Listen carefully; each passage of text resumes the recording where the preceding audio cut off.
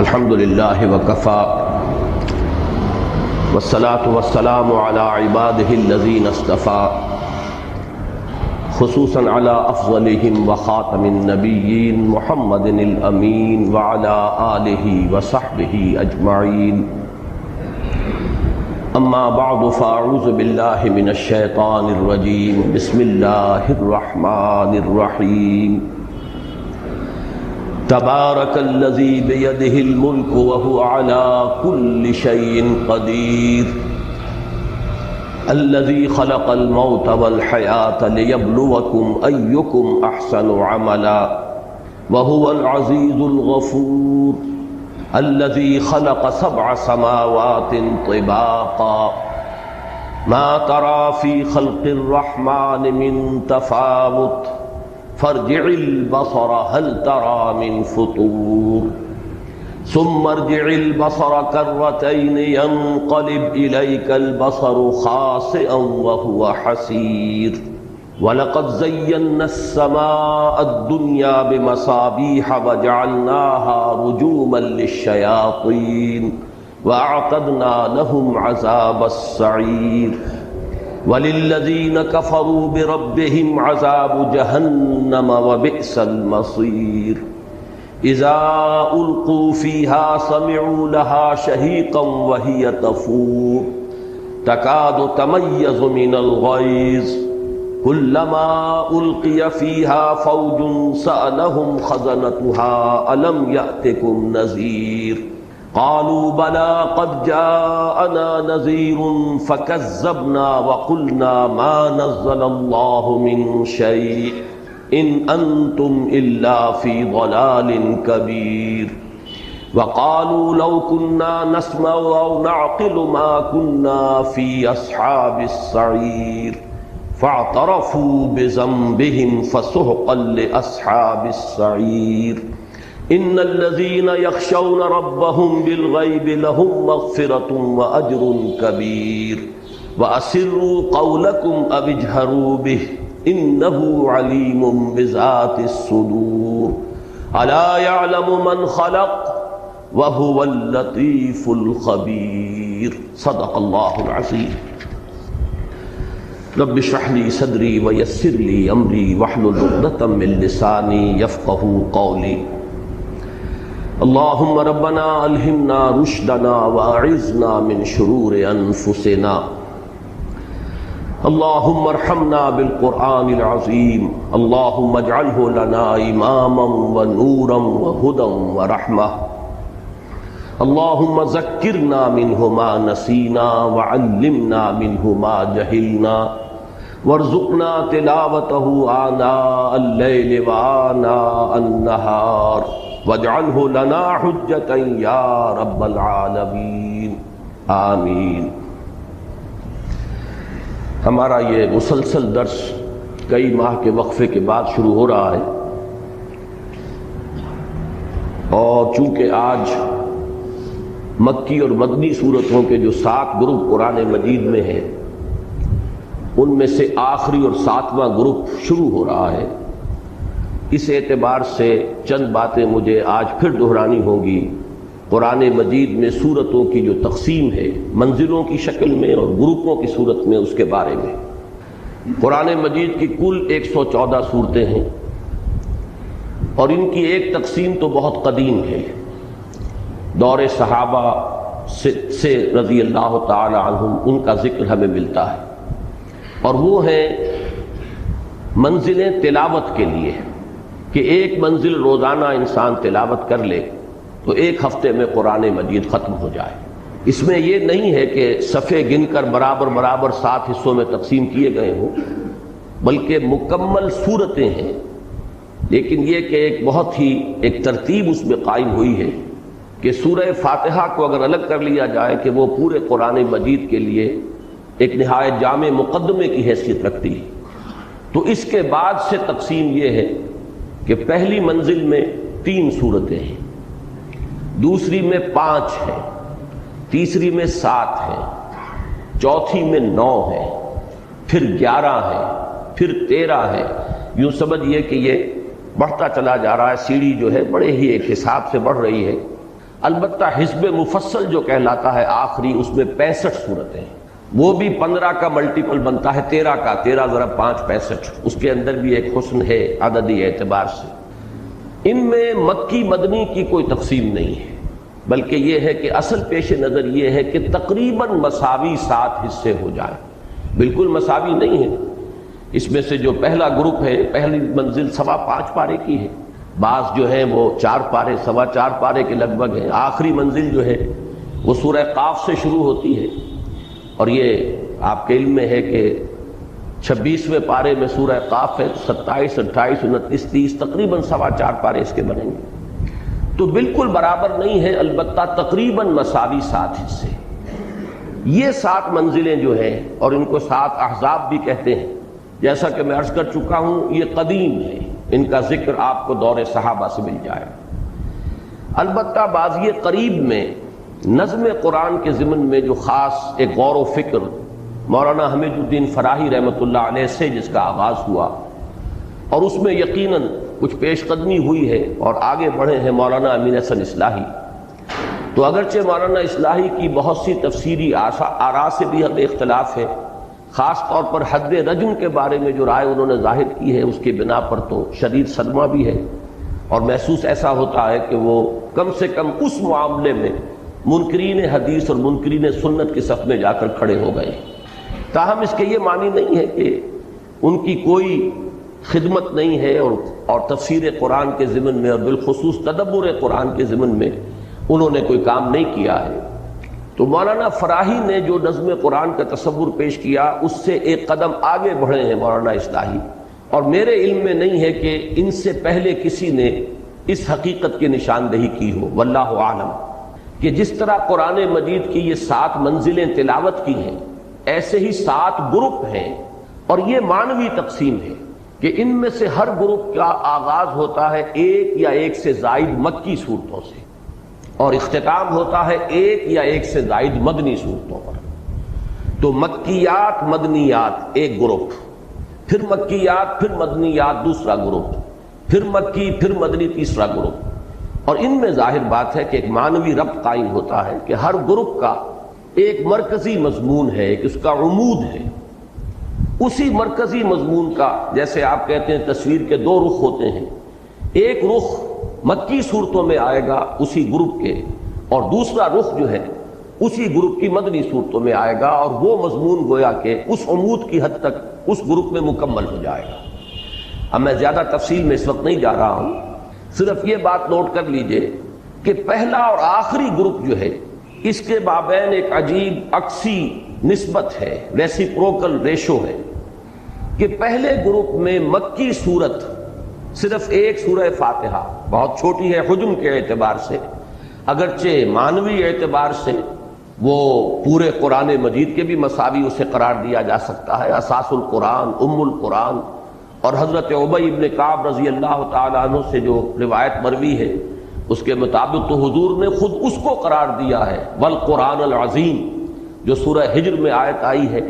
وَلَقَدْ آتَيْنَاكَ سَبْعًا مِنَ الْمَثَانِي وَالْقُرْآنَ الْعَظِيمَ، تو حضور نے فرمایا یہی 7 مثانی ہے، یہی قرآن عظیم ہے۔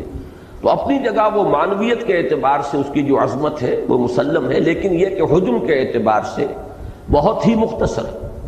جبکہ 4 طویل ترین مدنی صورتیں، سورہ بقرہ، سورہ آل عمران، سورہ نساء، سورہ مائدہ، 6.25 پارے کے لگ بھگ جو ہے یہ مدنیات ہے۔ اب بالکل یہ نسبت جو ہے اس آخری گروپ میں آ کر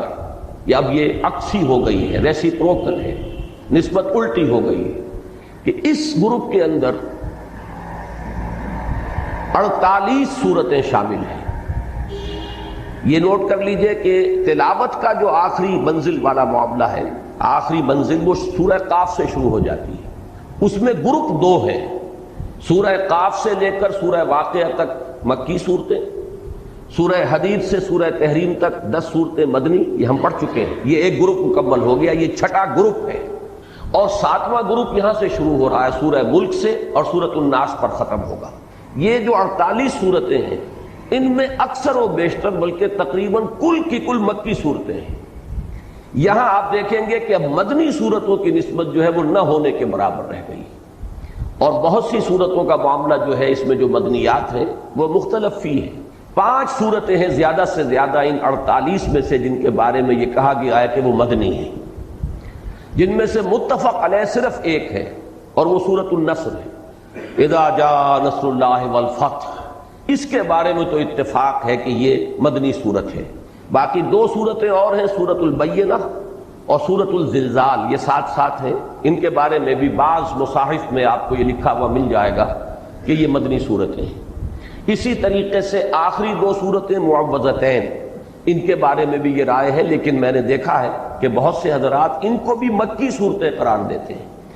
تو گویا کہ کل 5 صورتیں بنتی ہیں جن کے بارے میں یہ رائے ہے ان 48 میں سے کہ یہ مدنی ہیں۔ ان میں سے بھی 4 مختلف فی ہیں۔ متفق علیہ جو ہے وہ صرف ایک صورت بنتی ہے اور وہ سورۃ النصر ہے۔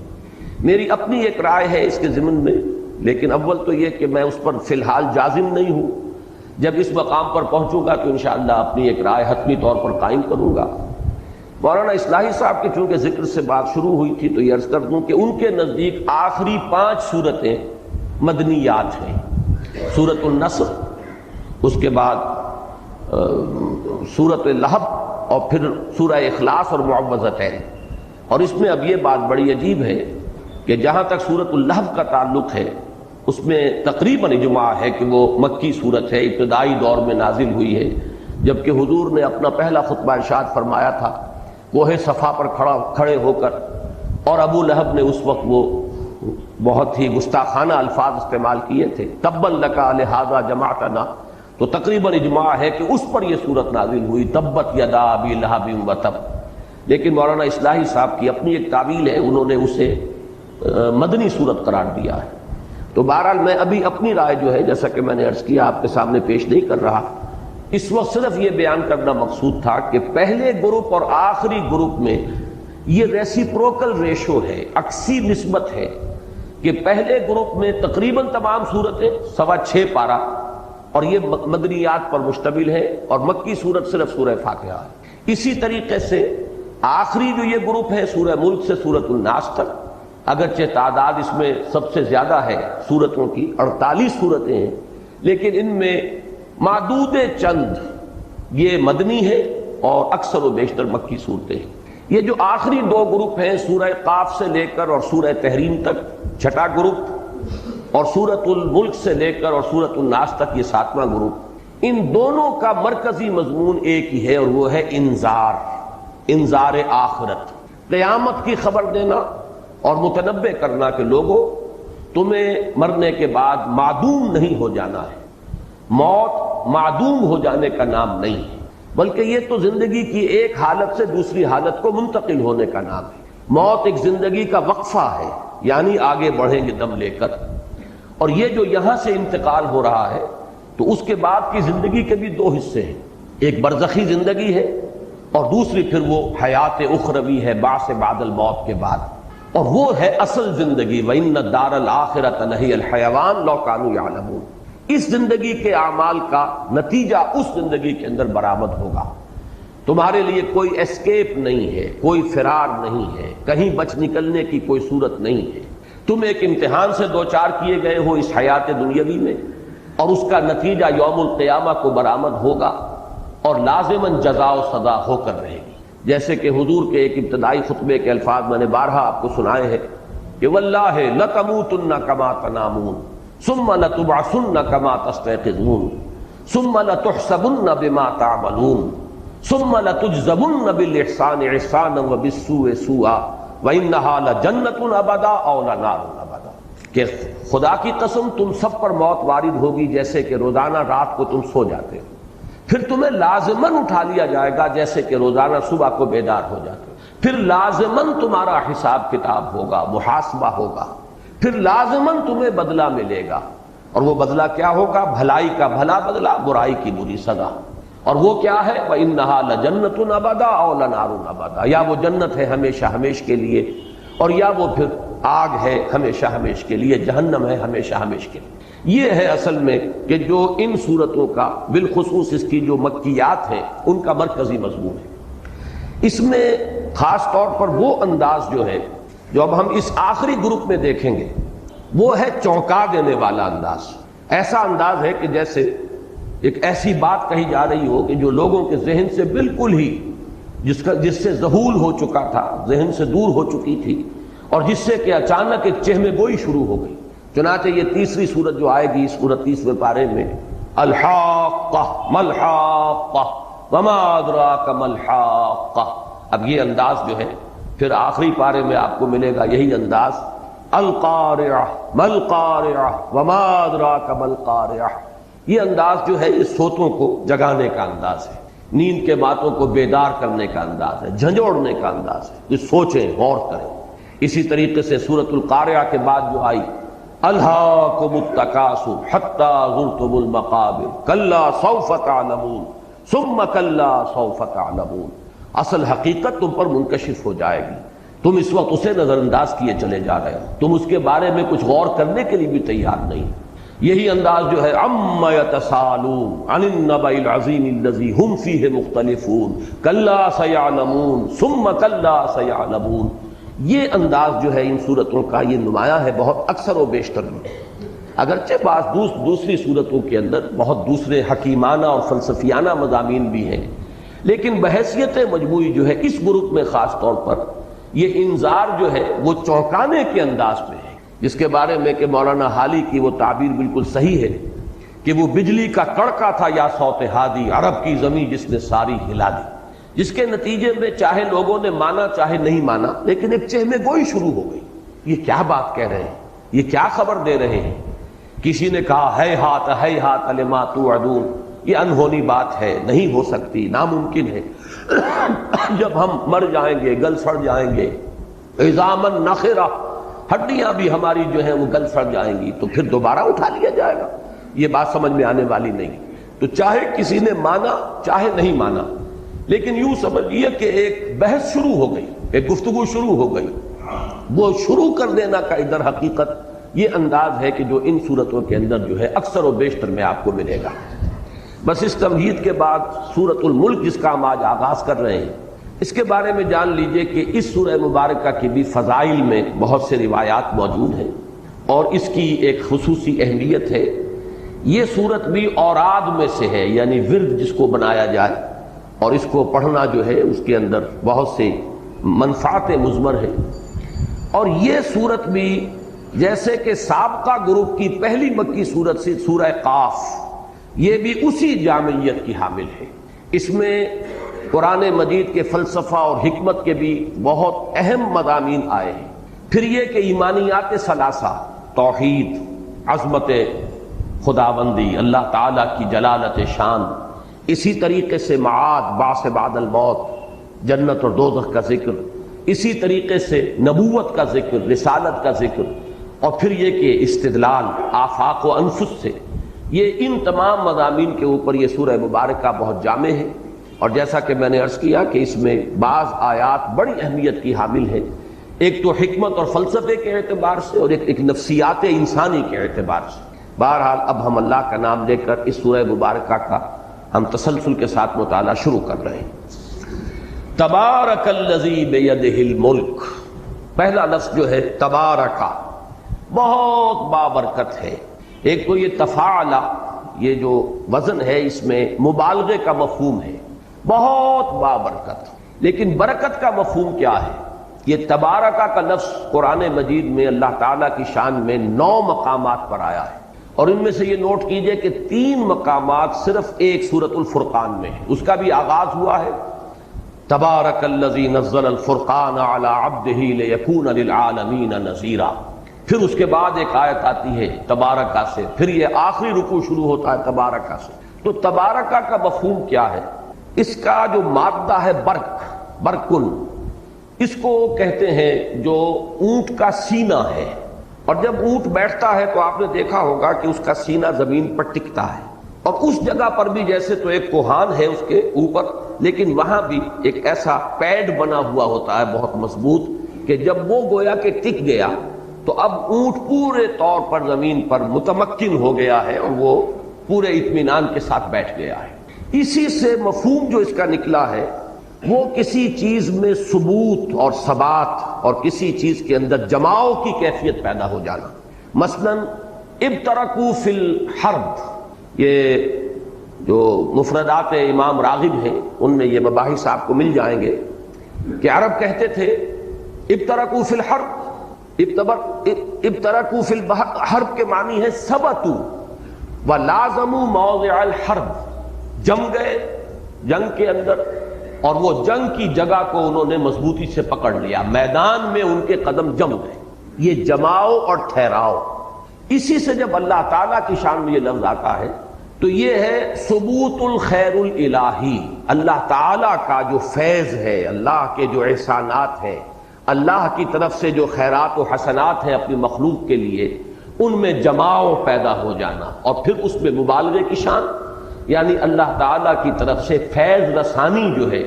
اس کے اندر تسلسل، اس میں دوام، اس میں پائیداری پیدا ہو جانا، یہ ہے تبارک کا مفہوم۔ تبارک الذی بیدہ الملک، بہت بابرکت، بہت فیض رساں، بہت عظمت والی ہے وہ ہستی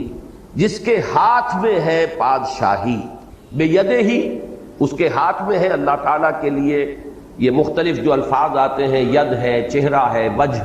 ان تمام کے بارے میں جو ہمارا اہل سنت کا موقف ہے وہ یہ ہے کہ ان پر اجمالاً ایمان، باقی یہ کہ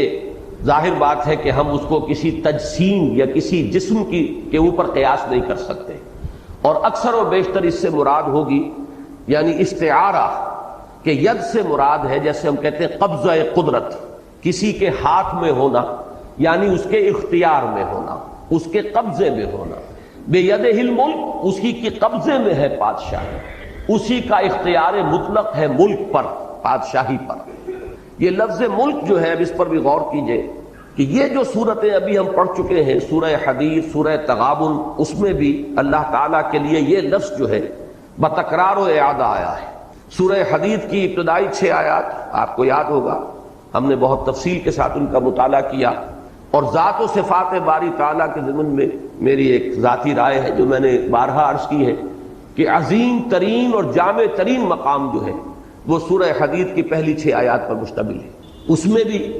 2 مرتبہ لہو ملک السماوات والارض، دوسری آیت میں لہو ملک السماوات والارض یحیی و یمیت وہو علی کل شیء قدیر، اور پھر اختتام پر آتا ہے لہو ملک السماوات والارض وإلی اللہ ترجع الامور، بلکہ ادھر سے بھی سمجھیے کہ یہ دوسری آیت ہے، اور وہ جو دوسری آیت آئی ہے وہ آخر سے لاسٹ بٹ 1 ہے، لیکن 6 آیتوں میں 2 مرتبہ اللہ تعالیٰ کے لیے اس شے کا اس بات کہ حکومت اور اختیار،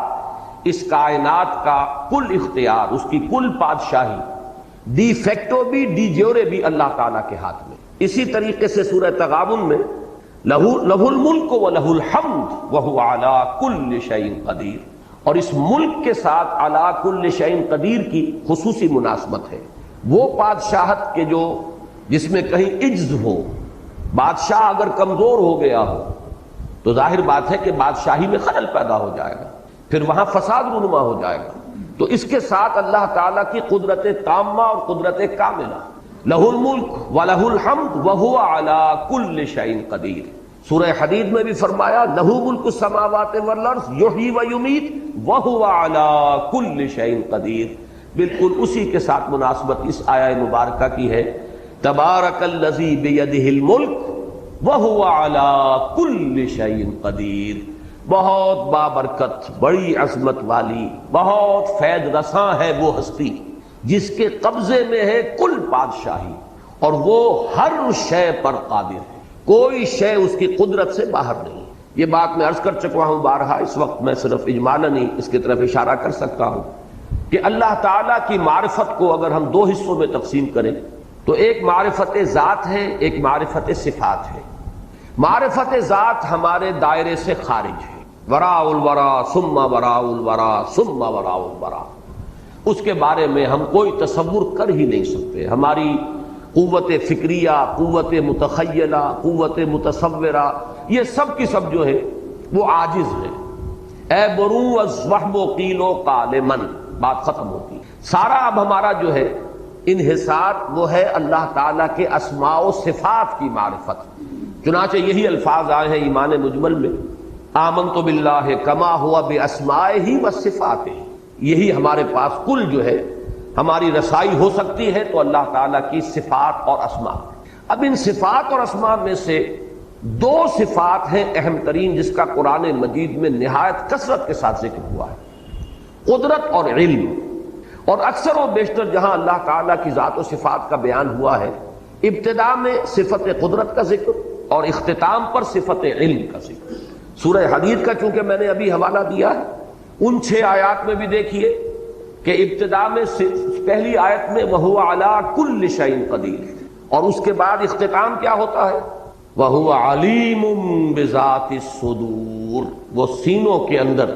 جو راز مخفی ہیں اور دفن ہیں، جو ارادے اور نیتیں ہیں، ان سب کا بھی جاننے والا ہے۔ اسی طریقے سے سورہ تغابن میں شروع میں فرمایا یسبح للہ ما فی السماوات وما فی الارض لہ الملک ولہ الحمد وہو علی کل شیء قدیر، اور چوتھی آیت کل کی کل مشتمل ہے اللہ تعالیٰ کی صفت علم پر، یعلم ما فی السماوات والارض ویعلم ما تسرون وما تعلنون واللہ علیم بذات الصدور۔ بالکل وہی نسبت آپ کو اس رکوع میں نظر آئے گی جو آج ہم پڑھ رہے ہیں، شروع میں وہو علی کل شیء قدیر، اور اختتام پر اس رکوع کے وَهُوَ اللَّطِيفُ الْخَبِيرُ أَلَا يَعْلَمُ مَنْ خَلَقَ وَهُوَ اللَّطِيفُ الْخَبِيرُ، بلکہ اس سے پہلے کی آیت وَأَسِرُّوا قَوْلَكُمْ أَوِ اجْهَرُوا بِهِ إِنَّهُ عَلِيمٌ بِذَاتِ الصُّدُورِ۔ تو یہ نسبت وہی ہے کہ آغاز اللہ تعالیٰ کی صفت قدرت کے بیان سے، اختتام اللہ تعالیٰ کی صفت علم کے بیان سے۔ ان دونوں کی اہمیت جو ہے وہ در حقیقت معاد سے متعلق ہے کہ معاد کے ضمن میں، باس بعد الموت کے ضمن میں، جزا و سزا کے ضمن میں، حساب کتاب کے ضمن میں جو وسوسے ذہن انسانی میں آتے ہیں، وہ پہلا وسوسہ وہ ہے جس کا علاج ہوگا اللہ تعالیٰ کی صفت قدرت کے اوپر یقین۔ یعنی وسوسہ یہ ہے کیسے ہوگا، مر جائیں گے، گل سڑ جائیں گے، ہماری ہڈیاں بھی نہیں ہوں گی۔ اور جیسا کہ میں نے بارہا کہا ہے کہ آج کا کوئی نوجوان جس نے تھوڑی سی فزکس پڑھ لی ہو، کیمسٹری پڑھ لی ہو، وہ کہے گا کہ وہ تو ان کے ایٹمز بھی جو ہے وہ تحلیل ہو چکے ہوں گے، اور ان کے پروٹونز اور نیوٹرونز بھی نہ معلوم کہاں سے کہاں جا چکے ہوں گے، اب کہاں ان کو دوبارہ پیدا کیا جا سکے گا۔ اس کا علاج ہے اللہ تعالیٰ کی صفت قدرت کا مراقبہ کرنا، وَهُوَ عَلَىٰ كُلِّ شَيْءٍ قَدِيرٌ۔ اگر اس کا مراقبہ ہوگا تو یہ وسوسہ ختم ہو جائے گا، اس کی بنیاد، اس کی جڑ کٹ جائے گی۔ اسی طریقے سے دوسرا وسوسہ یہ آتا ہے کہاں اللہ کے علم میں یہ ساری ڈیٹیلز ہوں گی، ایک انسان پوری عمر میں جو عمل کرتا ہے، ایک دن میں کیا کیا اس کے اعمال ہیں، کیا کیا خیالات اس کے ذہن میں آ رہے ہیں، کیا کیا وسوسے آ رہے ہیں، کیا کیا وہ اپنی جو ہے منصوبہ بندیاں کر رہا ہے، کہاں یہ تمام چیزیں ریکارڈ میں ہوں گی، کہاں علم میں ہوں گی۔ اب اس کا جواب ہے اللہ تعالیٰ کی صفت علم، یعلم ما فی السماوات والارض ویعلم ما تسرون وما تعلنون واللہ علیم بذات الصدور۔ جیسے کہ سورہ لقمان میں بھی فرمایا، حضرت لقمان کی جو نصیحت تھی اپنے بیٹے کو کہ یا بنی انہا ان تک مثقال حبۃ من خردل فتکن فی صخرۃ او فی السماوات او فی الارض یأت بها اللہ ان اللہ لطیف خبیر۔ تو اللہ تعالیٰ نہایت باریک بین ہے، باخبر ہے، کوئی شے اس کے علم سے باہر نہیں ہے، ہر شے اس کے علم میں ہے۔ جیسے ایک جگہ فرمایا ولا رطب ولا یابس، نہ کوئی تر ہے شے نہ کوئی خشک ہے مگر اس کے علم میں ہے، یہاں تک کہ کوئی پتا درخت سے نہیں گرتا،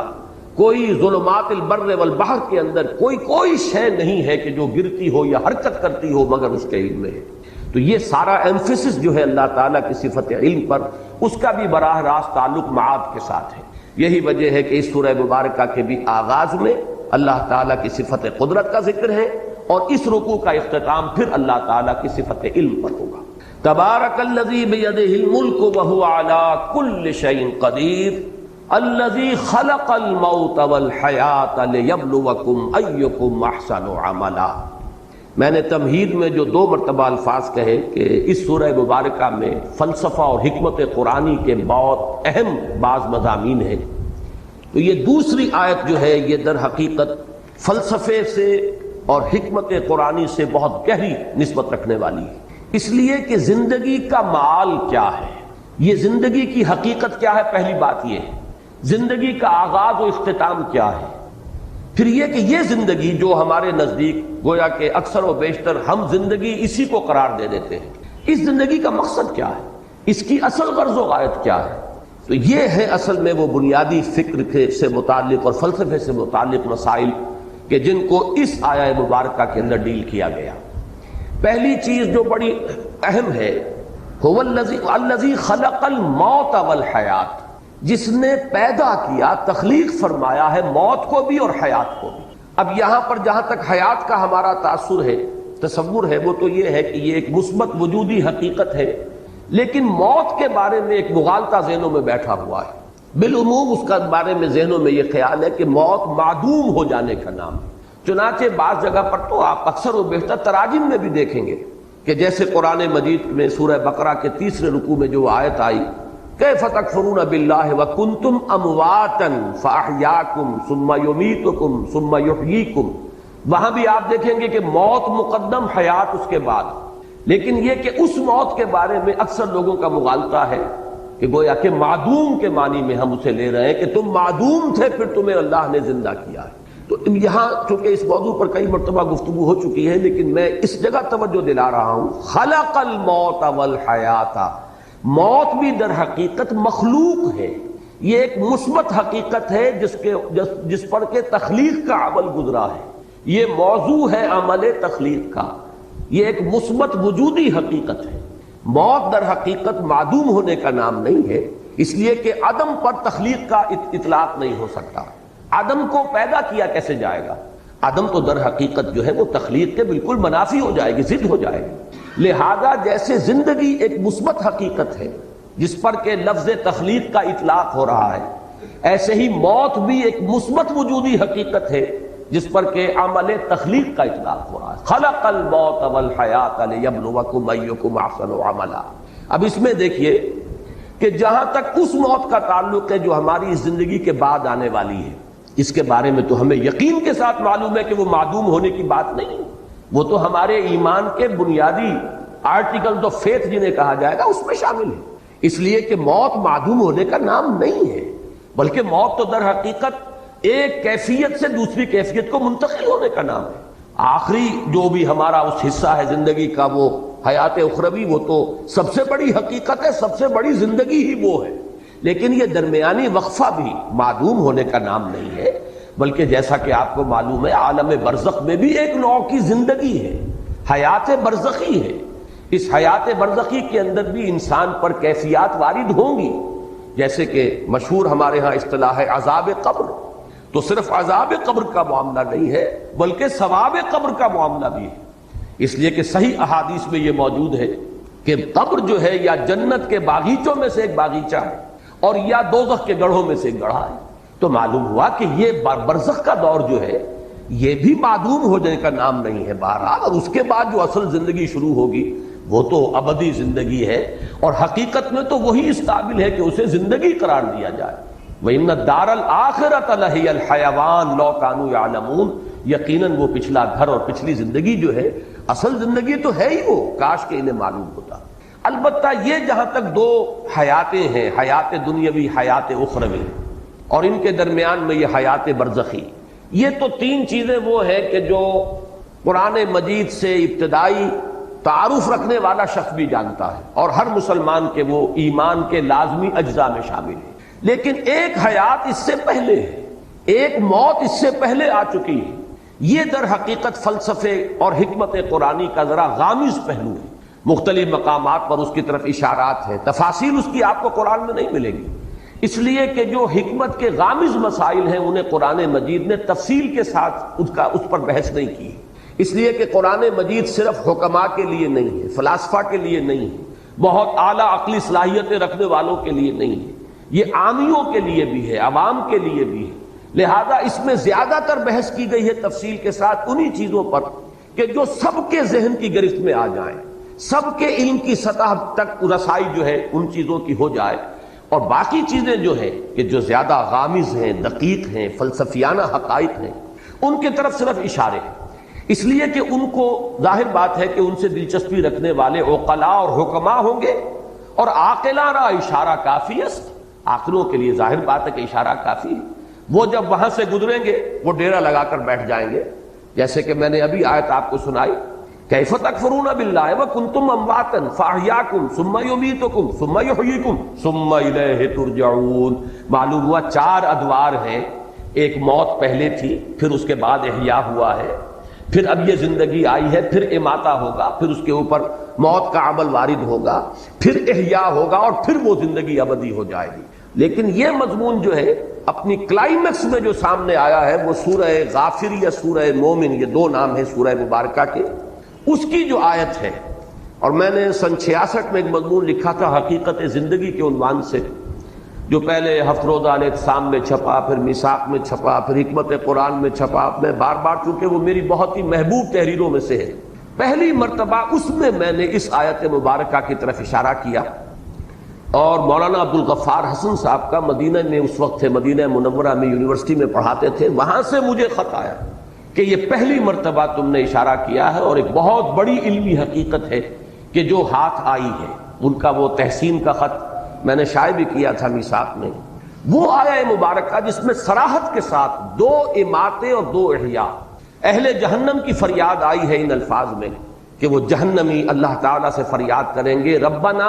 امتنا سنتین واحییتنا سنتین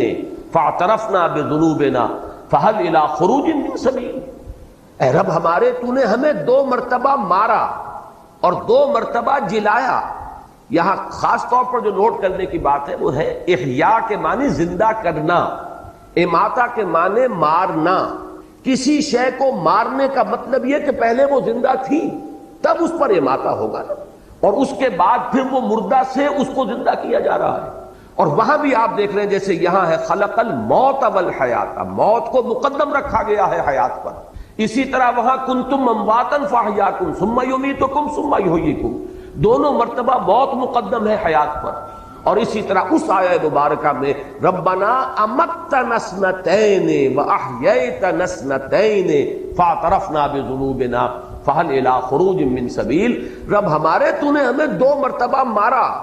اور 2 مرتبہ زندہ کیا، تو اب ہم نے اپنے گناہوں کا اعتراف کر لیا۔ یہ اس رکوع میں بھی وہ لفظ آیا ہے فاعترفوا بذنبہم، تو انہوں نے اعتراف کر لیا، وہ اعتراف کر لیں گے اپنے گناہ کا۔ وہاں بھی فرمایا گیا ہم نے اعتراف کر لیا اپنے گناہوں کا، فہل الی خروج من سبیل، اب یہاں سے نکلنے کے لیے بھی کوئی راستہ ہے، کوئی شکل ہے؟ یعنی اگر 4-5 ہم پر مراحل آ چکے ہیں تو پروردگار ایک مرحلہ اور، یعنی جب اس طریقے سے 2 مرتبہ اماتہ ہو چکا، 2 مرتبہ احیا ہو چکا، تو پھر یہ کہ کوئی ایک اور شکل ہو جائے، کوئی اور مہلت مل جائے۔ گویا کہ دلیل کے طور پر فہل الی خروج من سبیل کی جو استدعا ہے